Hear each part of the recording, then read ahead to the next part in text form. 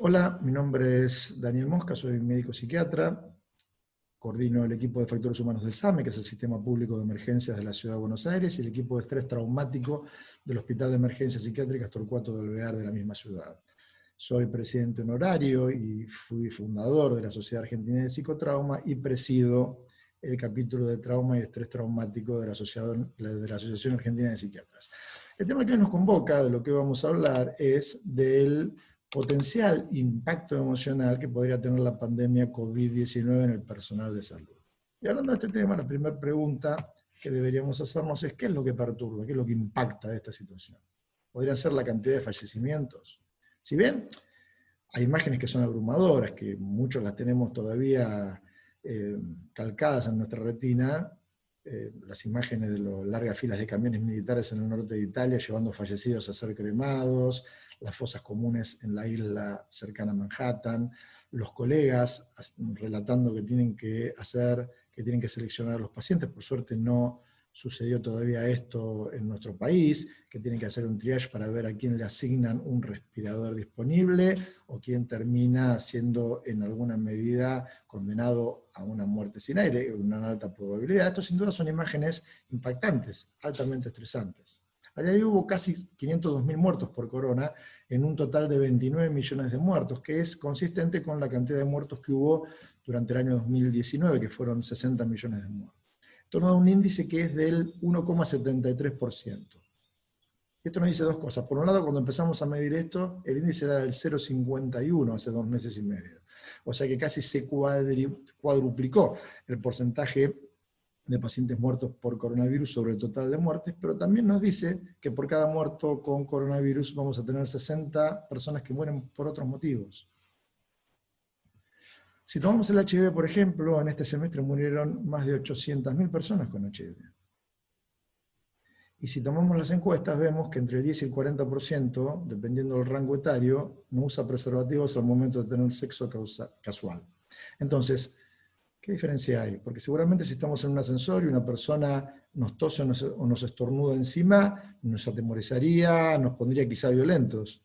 Pero después salimos y el otro virus, el del HIV, no nos protegemos de él.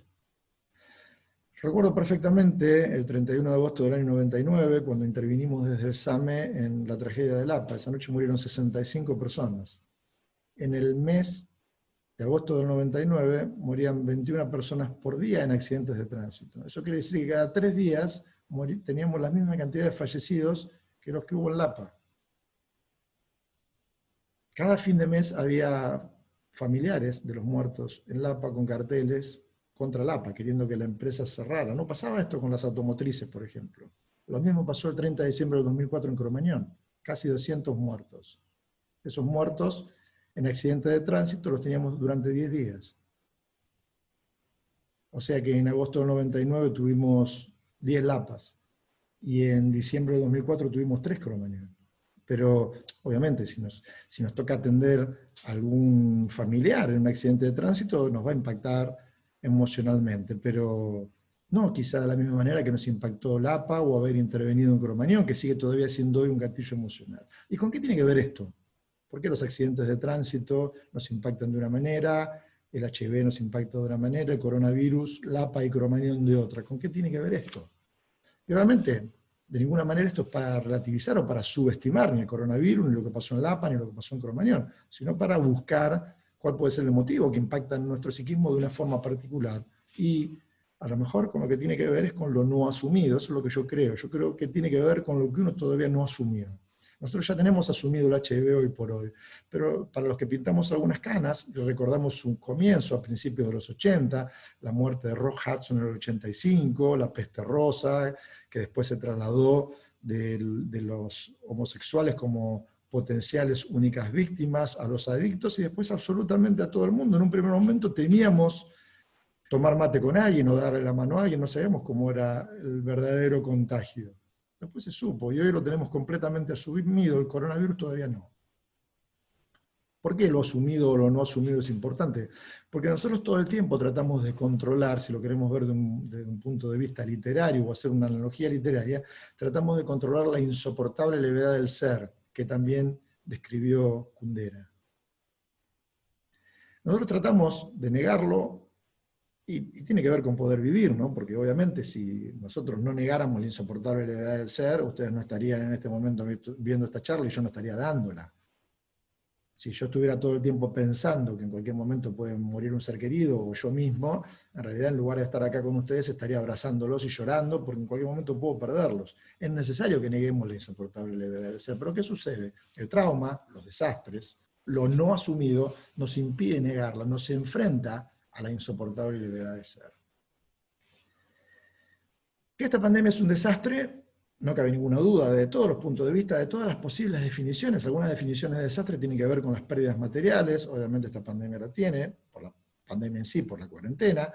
Habla de pérdida de vidas humanas, sin duda lo tiene, 502.000 muertes, si bien es un índice bajo en relación a todas las muertes, podríamos decir que tiene un impacto importantísimo. Y la tercera definición, que también se cumple, es el desbalance entre la necesidad de la población desastrada y los sistemas de salud, lo que los sistemas de salud pueden ofrecer. Y como decíamos antes, hemos visto muchas ciudades impactadas donde tenían que elegir para quién eran los recursos disponibles. Entonces lo que tendríamos que tratar es de ninguna manera subestimar lo que está pasando, tampoco dramatizarlo y ver si lo que en verdad nos afecta tiene que ver con esto, simplemente con lo no asumido. Tiene que ver con lo que podría ser para muchos de nosotros una situación potencialmente traumática. ¿Cuáles son, dentro de la salud mental, algunas de las dificultades, dentro de los profesionales de salud mental, algunas de las dificultades particulares que podemos tener dentro de todo el colectivo de profesionales de la salud? En primer lugar, nosotros estamos mucho menos acostumbrados, la gran mayoría de nosotros, a usar EPPs. El otro personal de salud en general está más acostumbrado, el barbijo es algo común que utilicen en las áreas quirúrgicas, por ejemplo, o en las áreas con pacientes infecciosos, es habitual usar los guantes. El personal de salud mental no está acostumbrado a esto. Entonces las preguntas son, con el doctor Casabat, estuvimos coordinando, lo sigue haciendo todos los fines de semana, una reunión de colegas por Zoom, donde cada uno habla de las dificultades, de qué le está pasando, desde el punto de vista emocional, desde el punto de vista práctico. Y lo que se hablaba en las primeras reuniones tenían que ver con eso. ¿Tengo que usar algún EPP? ¿Cuál es el adecuado? ¿Cómo mantengo el distanciamiento? ¿Cómo me contacto empáticamente con un paciente cuando parezco un marciano? Cuando tengo que usar un barbijo y no se da cuenta si me estoy sonriendo o no, cuál es el gesto que estoy haciendo, no me doy cuenta en muchas ocasiones cuál es el gesto del paciente que está haciendo. Esto es un problema para todo el personal de salud. Yo siempre cuento la experiencia, ahora estoy más acostumbrado porque fueron varias las ocasiones, pero hace casi 3 meses, o un poco más quizá de 3 meses, hubo que trasladar a un contacto a una persona, a una mujer italiana que fue contacto del primer caso, el caso 0 de Argentina, que fue una persona que vino en un vuelo de Italia. Esta persona había que trasladarla del hotel NH que estaba en el centro al hospital italiano. Entonces me pidieron que alguien de mi equipo vaya a acompañar, decidí ir yo, nos dieron todos los equipos de protección. Yo estaba con el barbijo y con las antiparras, y en un momento estábamos hablando con esta persona y yo me sonreí y no tuve ninguna respuesta, ¿no? Ustedes saben perfectamente cómo funciona en general, esto tiene que ver con las neuronas espejo, no vamos a desarrollar esto ahora, pero en general frente a una sonrisa, la persona que está hablando con nosotros responde con una sonrisa. No respondió con nada y a mí me llamó la atención, me di cuenta evidentemente, ella no se había dado cuenta que yo me estaba sonriendo, y lo que tuve que hacer fue decirle que estaba sonriéndome. Ahí inmediatamente reaccionó sonriendo también. Es difícil la comunicación empática, esto le pasa a las personas que están en terapias intensivas, en situaciones, en servicios de emergencia. Con todo el equipamiento, con todos los EPP adecuados, es muy difícil conectarse empáticamente. Estas son dificultades particulares que tienen los profesionales, que tenemos los profesionales de salud mental, donde el vínculo empático juega, como en todas las áreas, en todas las diferentes especialidades, pero podríamos decir que un poco más todavía. La exposición, por un lado, es menor. El personal de salud mental tiene menos exposición que el que pueden tener una UTI, una UCO o en un servicio de emergencia los colegas, pero tendríamos que pensar si el impacto lo es. Por un lado, estamos en general menos acostumbrados los profesionales de salud mental a este tipo de situaciones, pero por otro lado, lo que es importantísimo pensar es que el impacto puede ser social en este tipo de situaciones, pero siempre la afectación es personal. Entonces, no importa si uno está menos expuesto, puede ser que uno termine estando más afectado, sea por el motivo que fuere, sea por las experiencias previas, por cuestiones genéticas, por cuestiones ambientales, por experiencias traumáticas previas. Nosotros no sabemos nunca qué tipo de impacto es el que termina en alguna medida afectándonos desde un punto de vista traumático. ¿Cuáles son las otras cosas que perturban e impactan de la pandemia? Hay un cambio completo en la temporalidad. Normalmente en el trabajo médico uno tiene un principio y tiene un fin. Uno entra a su guardia a las 8 de la mañana, a las 8 de la mañana del día siguiente termina su trabajo, o termina de atender el consultorio a las 20 horas, o en el horario que fuera, el turno que uno cumpla. Acá uno termina el turno y no puede cerrar el libro, no puede voltear la página. Simplemente sigue impactado por lo que está sucediendo, porque nos consultan nuestros familiares, nuestros amigos, por los medios, por nuestros colegas, todo el mundo sigue hablando de lo que sucede, y esto hace que la temporalidad de nuestro trabajo estresante no tenga buffers. Sea muy difícil que haya un buffer para este trabajo de alto impacto y de alto estrés que tiene que ver con el corona. Otro tema importante es la inversión de la potencial víctima. Normalmente las potenciales víctimas son nuestros pacientes. Ellos son los que están en riesgo. Ellos son los que pueden enfermarse o ya están enfermos y pueden morir. En este caso somos nosotros. Las potenciales víctimas también estamos incluidos. Y además de eso, nuestros seres queridos. Una de las máximas preocupaciones que tiene el personal del SAME, que nosotros tratamos constantemente y encuestamos, es justamente esa, no solo contagiarse ellos, sino contagiar a sus seres queridos. Muchos han implementado dormir en otras habitaciones, mudarse de casa, no tener contacto físico con sus seres queridos. En realidad es una preocupación importante que uno termine no solo contagiado, sino contagiar a una persona de nuestro entorno, a un ser querido nuestro. Por otro lado, algo que también es importante, dicen que el virus es un enemigo invisible. Lo cierto es que no es invisible para nosotros. El virus tiene la cara de todas las personas que nos cruzamos constantemente. El que está viajando con nosotros en el ascensor, el que nos cruzamos en el supermercado, cualquiera de ellos podría estar contagiado y terminar contagiándonos a nosotros, y obviamente también nuestros pacientes. Ellos pueden estar portando el virus. De esto tenemos que cuidarnos porque, si bien tenemos que cuidarnos también del posible contagio, si nosotros, a partir del miedo que puedan generar nuestros pacientes, tomamos más distancia de la adecuada, no vamos a poder contactarnos empáticamente con ellos y no vamos a poder ayudarlos tan bien como podríamos hacerlo en esta circunstancia. Todo lo que tiene que ver con lo económico, la disminución del ingreso, la posible pérdida de trabajo, esto también impacta importantemente. Cómo va a ser la pospandemia, cómo va a ser el tema económico, es algo que es recurrente entre las preocupaciones. Y por otro lado está la cuarentena. La cuarentena nos afecta directamente, porque aunque nosotros trabajemos, cuando llegamos a nuestras casas estamos aislados, e indirectamente por la propia afectación que tienen nuestros seres queridos, por la pandemia, que esto desde ya se va a reflejar también en nosotros. Hay muchos estudios que muestran la posible afectación de la pandemia. Este es uno que se publicó en The Lancet este año, que habla de cuarentenas anteriores, de MERS, SARS, H1N1 y ébola, y lo que nos dice es que a partir de 10 días de cuarentena, nosotros ya llevamos 100, ellos encuentran que alrededor de un tercio de las personas tienen síntomas relacionados a la ansiedad, a la depresión o al trauma, dicen ellos, después vamos a hablar de esto. Pero también lo que es interesante, que muchos de esos estudios muestran que a largo plazo también un tercio van a estar sufriendo, a mediano y largo plazo van a estar sufriendo también sintomatología y hasta patología. ¿Cuáles son las posibles consecuencias del impacto? ¿Cuáles serían las que nosotros tenemos que tomar como señales de alarma? Algunas importantes son qué sucede con el consumo de alcohol y el consumo de sustancias. ¿Cuál sería el consumo adecuado de alcohol? Esto obviamente no lo podemos determinar por cantidad. Podríamos decir que el consumo adecuado es el que teníamos antes de la pandemia. Si nosotros hemos incrementado el consumo, y sobre todo si tenemos la necesidad de consumir alcohol, no podemos pasar una noche sin hacerlo, posiblemente estemos usando el alcohol como ansiolítico, y el alcohol claramente no es un buen ansiolítico. Lo mismo sucede con las sustancias.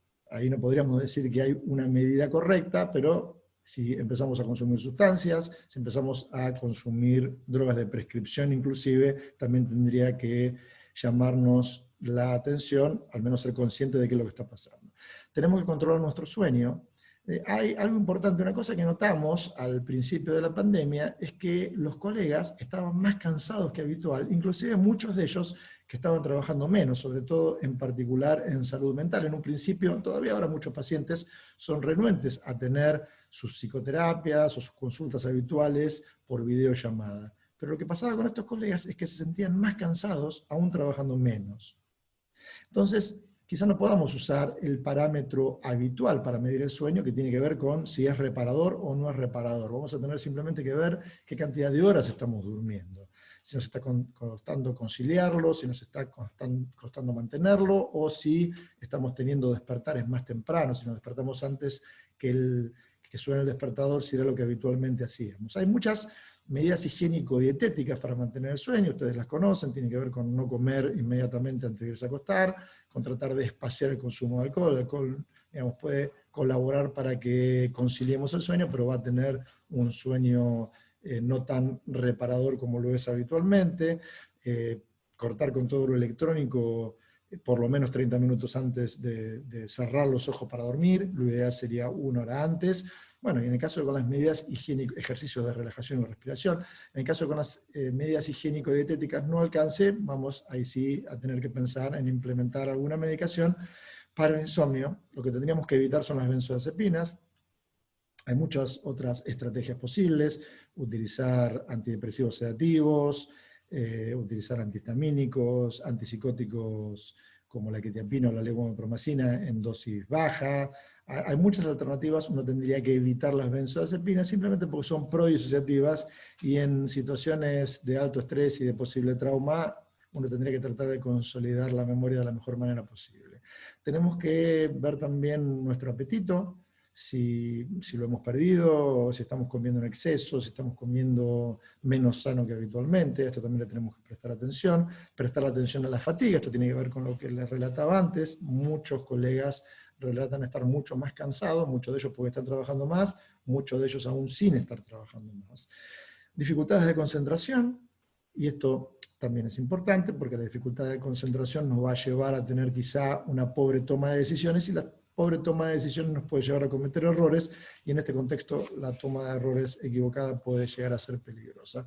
Constatar qué pasa con nuestro humor, si estamos tristes, angustiados, con la ansiedad, si estamos con excesiva preocupación, con una sensación de alarma constante, si tenemos sintomatología panicosa, si estamos impulsivos o intolerantes.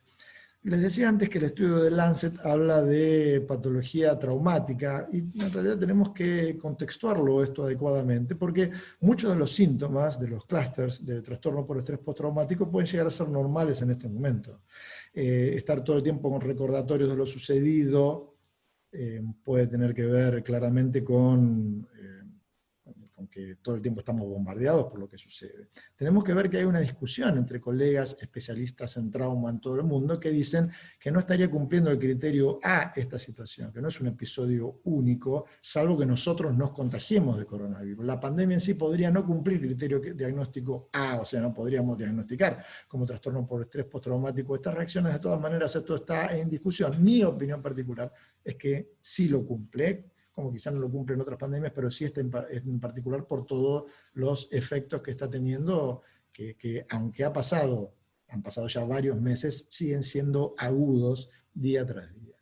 Pero entonces, muchos de los clústeres, les decían, pueden ser normal, la sensación de alarma constante, la ansiedad, estar todo el tiempo con recordatorios de lo sucedido, porque es algo completamente actual, y en muchas ocasiones la evitación afectiva, de eso vamos a hablar después. Es algo que nos está sucediendo también, vamos a ver que es algo que tendríamos que evitar. Con respecto al burnout, es un concepto que estuvo muy de moda, ahora no tanto, pero que estuvo muy de moda hace algunos años. Es un concepto viejísimo, lo describió Freudenberger por primera vez hace 45 años, en 1975, y después quien más estudió sobre el tema fue Maslow. En realidad, en mi concepto en particular no sirve, en mi idea en particular, en mi concepción en particular, no sirve el burnout, porque es un diagnóstico institucional. Y lo que tendremos, de hecho, lo que Maslow recomienda es cambiar las instituciones. Y esto es bastante complejo, poder cambiar las instituciones. Nosotros tendríamos que ver cómo hacemos, en todo caso, para cambiar nosotros el afrontamiento que tenemos frente a nuestro trabajo habitual. Además de esto, nosotros hicimos un trabajo hace ya varios años, hace casi 10 años en el SAME, donde le tomamos la MBI, la Maslow Burnout Inventory, a casi 300 personas de nuestro personal, entre médicos, choferes y radiooperadores, y lo que vimos fue que la cifra cercana al 30%, 33% en realidad, que tenían MBI positivo, Después lo que hicimos fue tomarle la CAPS de trastorno por estrés postraumático, la HAM-D de depresión y la HAM-A de ansiedad, y encontramos que más del 96%, casi el 97% de los MBI positivos tenían alguna otra patología de la nosología psiquiátrica clásica, digamos, fundamentalmente trastornos depresivos. Lo que nosotros decimos es que el trastorno depresivo por afrontamiento de estrés crónico es mucho más adecuado como diagnóstico que el burnout, porque además tiene tratamiento adecuado. Se le indica psicoterapia, en muchas ocasiones se le da antidepresivos y las personas recuperan su estado anterior. Pueden continuar trabajando sin problema y disminuyen o desaparecen en muchos de los casos todos los síntomas que venía la persona padeciendo. Entonces nos resulta mucho más adecuado trastorno depresivo mayor por afrontamiento de estrés crónico, que es lo que en general vemos en los pacientes que son diagnosticados como burnout. Hay podríamos dividir a la población del personal de salud en dos grupos. Los que ya han tenido en algún momento tratamiento, o tienen tratamiento en la actualidad, o los que nunca tuvieron tratamientos previos. Todos ellos de todas maneras pueden ser pasibles a que en este momento necesiten hacer una consulta, o presencial, o por telepsiquiatría. Lo fundamental, el parámetro de esto tendría que ser que lo que en este momento nos está perturbando, cree un importante malestar, que haya una disminución en la funcionalidad, que nos esté esto molestando durante mucho tiempo por día, varios días por semana, ahí tendríamos que posiblemente recurrir a un profesional para hacer la consulta adecuada. Algunos consejos para que todos implementemos. El primero sería evitar la sobreexposición. Los medios periodísticos parece que tienen una necesidad de estar las 24 horas hablando de la pandemia y lo que hacen es contradecirse, dar informaciones erróneas, pero sobre todo tenernos todo el tiempo sobre este tema, impactados con este tema. Hay varias publicaciones científicas internacionales que están hablando de la infodemia, de esta mezcla entre información y epidemia que sin duda desde un punto de vista de la salud mental nos afecta y mucho. Nosotros queremos estar informados, está muy bien, porque ¿qué es una de las cosas centrales de este momento? Que tiene que ver con lo no asumido que hablábamos al principio, la incertidumbre. La incertidumbre es algo que para el psiquismo es muy difícil de manejar. Nosotros podemos elaborar un duelo, pero la incertidumbre no. La incertidumbre justamente es algo que es cambiante día a día y que no podemos terminar de elaborar hasta que lo asumimos. En ese momento vamos a poder, mediante un duelo o mediante algún otro proceso, vamos a poder elaborarlo. En un primer momento no. Y la información, en alguna medida, lucha contra la incertidumbre, o al menos mínimamente puede paliarla. Entonces, es bueno tener información, pero tendríamos que hacerlo a través de publicaciones científicas. Podemos meternos en Medscape, en Medline, ver cuáles son los tratamientos adecuados, los que ya se desecharon, en qué fase están las vacunas de los diferentes desarrolladores e investigadores. Esto puede llegar a ser útil. Otra exposición, otra sobreexposición que tenemos que evitar es la de los chats. Estos grupos de trabajo que están constantemente informándonos sobre teorías corporativas o desinformándonos, o en definitiva manteniéndonos todo el tiempo sobre este tema, y esto, como decíamos antes, afecta la temporalidad de nuestro trabajo habitual. Nosotros tendríamos que poder desconectar. Lo que tendríamos que hacer es decirle a nuestros colegas, este chat es un chat operativo, reduzcámoslo a eso, no mandemos noticias por este medio, si queremos enterarnos de noticias, cada uno se va a enterar, o sea, limitémonos a que esto sea un chat operativo. Habría que evitar, de la misma manera que hay que evitar la sobreexposición, hay que evitar el aislamiento afectivo. Muchos colegas nos reportan que cuando llegan a su casa, en realidad se ponen a mirar la televisión, que puede estar en un noticiero o en cualquier otro programa, porque lo que les interesa es ver cómo hacen para desconectar la cabeza.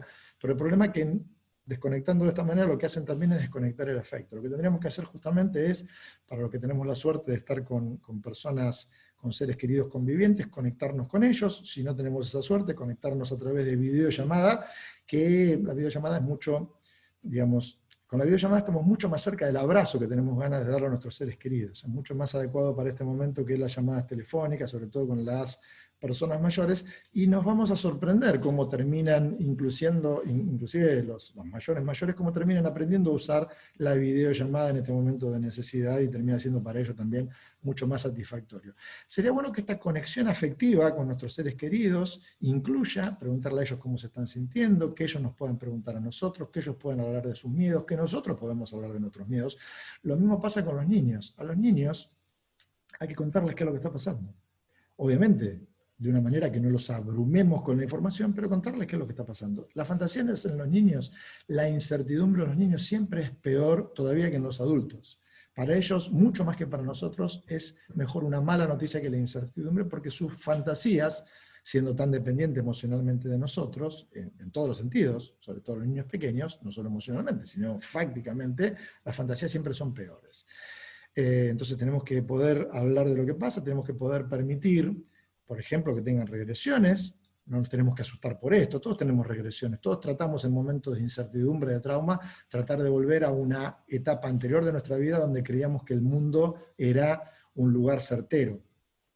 La diferencia es que, como nosotros tenemos en nuestra evolución, en la regresión, no vamos a ir a ningún paso anterior que sea notorio. Los chicos sí, pueden volver a tener que dormir con la luz prendida, o por primera vez prenderla, pueden volver a tener que usar pañales cuando ya habían ganado la contención de esfínteres. De esto no tenemos que ayudarnos. Cuando pasa la situación traumática, ellos van a seguir con su evolución habitual y normal, obviamente si es que la tenían antes. Entonces, conectarnos afectivamente con nuestros seres queridos, que ellos puedan hablar de lo que pasa, que nosotros podamos hablar de lo que pasa desde un punto de vista obviamente emocional. Como les había dicho antes, hay que evitar el consumo de benzodiazepinas, hay que evitar el exceso de tabaco, alcohol y sustancias en general, sean estas de abuso o psicofármacos. Esto es importantísimo, comprender la normalidad de nuestras reacciones. No hay que confrontarlas, no tenemos que enojarnos con nosotros, tenemos en un primer momento que comprenderlas. Frank Ochberg, que es un psicotraumatólogo estadounidense, un pionero en la psicotraumatología, él dice que la conducta que uno tiene a partir de una situación traumática puede ser la respuesta normal de un individuo normal frente a un hecho anormal. Muchas de las cosas que nos están pasando a nosotros son normales, tanto como nosotros. Lo anormal en todo caso es esta situación aguda externa. Es importante tener reuniones de equipo donde uno pueda hablar desde lo emocional de lo que nos pasa, tratando de evitar lo que tiene que ver con los reclamos, sean salariales, sean de EPPs. Estas reuniones no serían para eso. Sería para hablar de lo que emocionalmente nos pasa. Esto nos va a ayudar, ayuda mucho, que de alguna manera podamos aliviar el peso que llevamos, y por otro lado nos va a ayudar también con el punto anterior. Cuando veamos que a muchos de nosotros nos están pasando cosas similares, nos va a ayudar con el principio de normalidad, a darnos cuenta que lo que nos está pasando le pasa a muchos otros. Es importantísimo realizar actividad aeróbica. Para el que la realizaba previamente tendría que mantenerla, para el que no la hacía, y basándose obviamente en las limitaciones físicas que todos tenemos, es importante que podamos hacerla ahora. Este estudio, hay muchos estudios al respecto, publicado en este mismo mes en Psychiatry Research, dice que las personas activas físicamente tienen muchos mejores resultados en las escalas de calidad de vida que quienes no tienen esta actividad aeróbica. La actividad aeróbica puede ser simplemente saltar en el lugar como si estuviéramos saltando la suba aunque no lo tuviéramos.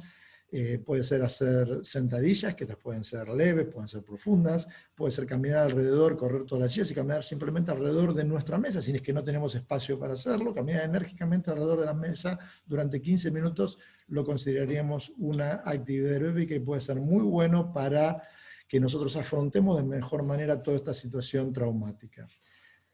Para ir terminando, los ejercicios de respiración y relajación, es importante hacerlo. Pueden encontrar un tutorial con videos en la página de la Sociedad Argentina de Psicotrauma, en el link que están viendo ahí abajo. Lo ideal sería hacer ejercicio de respiración y relajación 2 veces al día, 10 minutos a la mañana, 10 minutos o más obviamente, a la mañana y a la noche. Es una buena medida para hacerlo cuando queremos dormir, no sé si es que tenemos alguna dificultad. Los ejercicios de relajación y respiración los podemos hacer acostados, listos para dormir, y nos va a ayudar a conciliar el sueño. Hay una terapéutica que seguramente muchos de ustedes conocen, que es el EMDR, que por las siglas de Eye Movement Desensitization and Reprocessing, que es una terapia validada para el trauma, que obviamente uno para poder administrarla tiene que estar entrenado en esto, pero hay ejercicios que son de autoadministración, como el abrazo de la mariposa, o las alas de la mariposa. También hay un tutorial en el link que les comenté abajo para que podamos realizarlo. Muchos colegas que lo han realizado, yo en particular lo hago, refieren que da mucha tranquilidad, que hace que uno piense las cosas desde un ángulo distinto, de un ángulo menos dramático como lo venía pensando. Para ya terminar, dos conceptos que me parece que son importantes. Tendríamos que tratar, obviamente uno no puede confrontar lo que siente, uno siente lo que puede, pero uno sí de alguna manera lo que puede hacer es guiar el pensamiento para no estar ratificando lo que sentimos. Tendríamos que tratar de no estar todo el tiempo viviendo con nostalgia y con tristeza lo que hicimos en algún momento y no podemos hacer ahora. Sería bueno que al revés de eso podamos planificar sin temporalidad lo que tenemos ganas de hacer. Cómo va a ser lo más vívidamente posible el abrazo a esa persona, a ese ser querido que hace mucho tiempo que no abrazamos, o porque está lejos y no podemos viajar, o porque está dentro de la población de riesgo y no le podemos dar ese abrazo. Poder planificar lo más, ya les decía, vívidamente posible ese abrazo, sin tiempo, si no nos generaría ansiedad. Poder vivenciar el próximo viaje que vamos a hacer apenas podamos, cómo bajamos del avión, cómo vamos a esa isla que queremos recorrer, a esa ciudad que queremos recorrer. Si podemos esto hacerlo atemporalmente, nos va a hacer muy bien. Algo que también es importante marcar, porque si no estamos hablando todo el tiempo de la posible patología, y si tendríamos que hacer algo sería no patologizar lo que ya es algo complejo como el corona, es que todas las publicaciones y nuestra experiencia particular, y de hecho la encuesta que hizo también la AP, que pueden descargarla de la página, muestra que alrededor de un tercio de la población se ve afectada o por la cuarentena, o por las situaciones traumáticas en general, o por el desastre, o por el trabajo de emergencia. En general es un tercio de la población la que se afecta por estas situaciones, lo que nos dice claramente que 2/3 van a estar estables. Que 2/3 pueden no estar pasando de la mejor manera posible, pero que no van a desarrollar síntomas en agudo, ni van a tener ninguna psicopatología en el mediano y largo plazo. Creo que tendremos que hacer énfasis en eso. Que en todo caso los que necesiten ayuda vamos a poder dársela, pero va a haber muchos que no la necesiten. Y vamos a ver mucho también que vamos simplemente a poder cambiar nuestra forma de afrontamiento y llevar esto, aunque sea molesto, de la mejor manera posible. Les agradezco la atención. A través de la AP pueden hacer las consultas que necesiten, o si no, a mi email personal. Gracias.